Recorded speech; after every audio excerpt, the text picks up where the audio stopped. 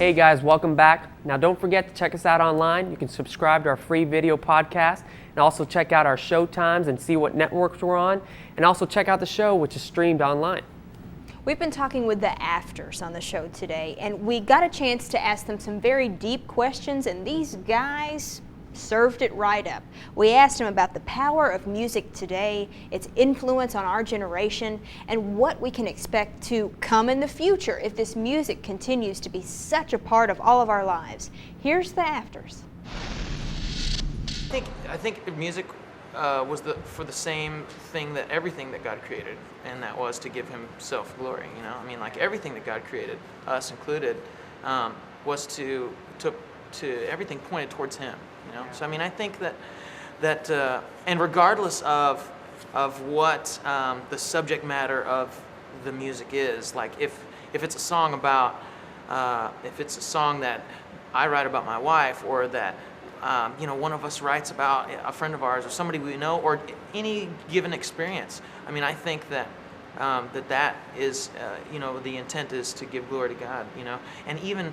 I mean, I think that the mountains and the grass and the trees and, everything that God's created points towards Him, like, His creation, gives Him glory, even if it's not with words, you know what I mean? And so I think even in a way that may not be tangible to us, everything that we do for God's glory gives Him glory. Even if it's a song that, that has nothing to do with God, I think that gives Him glory because it comes from us and the gifts that He's given us. You know what I mean? But in giving us the gift of being able to participate in His creation that way, I mean, why do we even listen to music in the first place, other than, because of the way it affects how we feel? Or we feel a certain way, therefore we want to listen to music that makes us feel this more intently. And music is something that touches us so much deeper. I mean, the word, even using the word deep is in a sense a very poetic and musical thing, because there are ways that we can express and think about ourselves that we can't use in ordinary language. It just doesn't make sense. And so we have to step outside of language and this physical part of ourselves, and even just the mental part of ourselves, and talk through our heart. Again, there's something that's musical and poetic. These images that come up. And so to be able to use that creation that God gave us in order to be something greater, to do something other than what we see here, and it's like touching a part of heaven, because it's something that's bigger than what we can think of, and music helps us feel much more intently than we could just by using a word. And that's another example of, as far like earlier you were asking about building relationships with places like MTV or wherever. Through music, you have a dialogue that it's not gonna be as effective in conversation. You can share things that are not going to be communicated as well just talking. Like we can communicate something through music, through song, that might be off-putting if it was in a conversation, or might come across different, might close your ear, If you're trying to share something with somebody in conversation that they don't want to hear, they're going to shut you out and you're not even going to have a conversation. But if you write a great song that shares what you're feeling inside, then they're going to appreciate the song and they'll be ministered by the lyrics. So like Josh said, the MTV generation, that generation right there, they're at a point in their life where what happens in their life and what takes place is kind of define who they're going to be later on. And we feel now that God's kind of given us this opportunity to be in the mainstream market as well, that, we hope that, like, at the end, He says, you accomplished what I asked you to do, So that's what we're hoping. In the end, we're not sitting on the back of our heels and going, ooh. Well, we have no honestly, we don't have an agenda to go on guns blazing and speak. We don't want we're not going to get on there and scare everybody off. We want to make friends. We want to share our heart. We want to just share the love of Christ, because that's what people respond to. just by being a friend to people, being easy to work with, by making good music that is respected, by there's lots of things that you can do. To give an example, when we were shooting the video for Beautiful Love, we walked in there and we found out kind of halfway through the day that most of the crew were walking on eggshells with us, trying to act differently around us because they found out that we were Christians. And they were scared to be themselves. They Watching were their language. Watching their language and everything. And on one side, we were kind of flattered that they were, actually, trying to meet us on our level. But at the same time, we didn't get to meet them on their level until, they let their guard. There was this one conversation we had with the guy who'd been self-censoring himself. He would actually say the word beep instead of using a curse word. And Josh said, what's going on with that? Let me in on the joke. And he said, he was this French guy.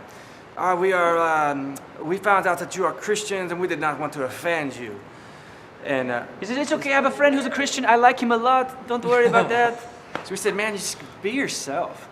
And we're not, we weren't going to come down on anybody. And it's like, as soon as we had that conversation, it's like every barrier that had been there was gone.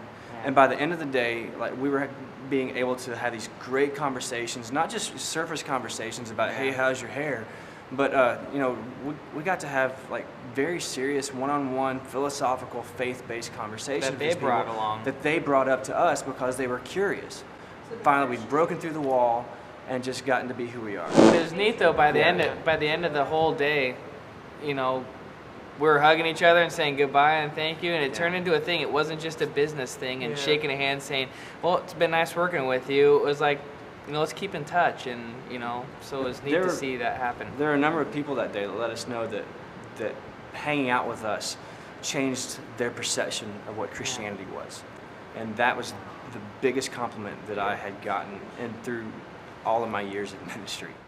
You can tell a difference, and you don't have to know. You don't have to be a Christian and know that they're a Christian to see that Christ in their lives, and you know what I'm saying. It just shines through. MTV owns kids. I mean, they do and say everything that they see on there. And if we can get a greater presence on there, we as Christian artists, I mean, we can have a huge impact on what these kids do and say. And they're just looking for somebody to follow, And if we can be good, upstanding, moral, and all these things, I mean, we're setting the example for them. And if they start, if we can influence their lives in that way, that's huge.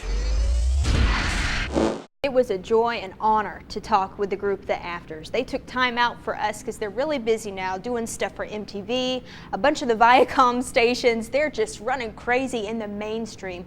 And that's what the Great Commission is all about. As Christians, we're supposed to go out there and live out our light, Jesus Christ shining out from us. And what a very cool thing. God has given them such talent, and the world has recognized that talent.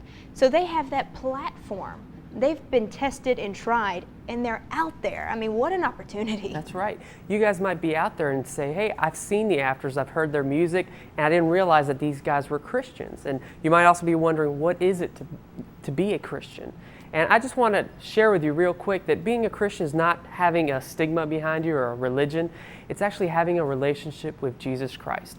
And it starts by asking Christ into your heart. And you might be asking, well, I got this little heart. What do you mean ask him into your heart? It means putting Christ as the Lord of your life, putting him in charge of your life.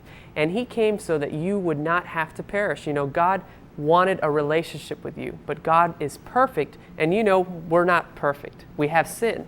And so he had this plan to send his only begotten Son to die on the cross for yours and mine's sin, so that he can actually fellowship and actually have a relationship with us. And all we have to do is embrace his gift and turn from our sin and start walking a daily walk with him. It's just like a relationship with your girlfriend or boyfriend or family. You have to work on it. And I just want to encourage you to go online and check out more about what it means to have a relationship with Christ and really ponder starting a relationship with him. It's a very serious decision, but one that we all need to think about, and we all need. We all need a Savior. Please check us out online. You can also see what stations we air on and all the different show times. Thank you guys so much for watching. We'll see you next time. God bless.